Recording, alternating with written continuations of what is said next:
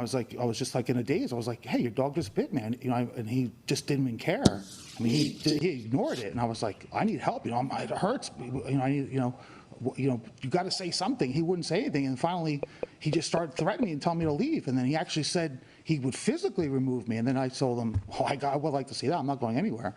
And then his employees, meanwhile, he's got, I can't count the exact number, but at least 4 or 6 young women there working and other people there. There's several people there. Customers too?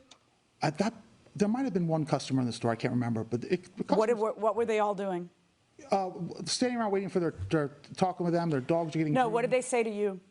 They're like backing him up, showing their phone. They called 911. I'm like, well, good, call 911. Well, how did it get to 911 if you're just calmly saying to him, your dog bit? Ma'am, he has video of his store. I hope he brought that. I'm going to see it. But what I'm asking you to tell me first, and then I'm going to ask him to tell me first. That really helps my case, Your Honor. I'm glad you told me that. I'm glad he brought that, because you'll see him step towards me. I never approached him. What I want you to tell me is what happened. At first, I was asking for help. But then once he started bringing up that he was going to physically harm me, he actually at one point. Well, how did he say he was going to physically harm you? He said he threatened. He'd say he'd like to go somewhere with me and settle this. And he actually called me. I was like, how did he call you his?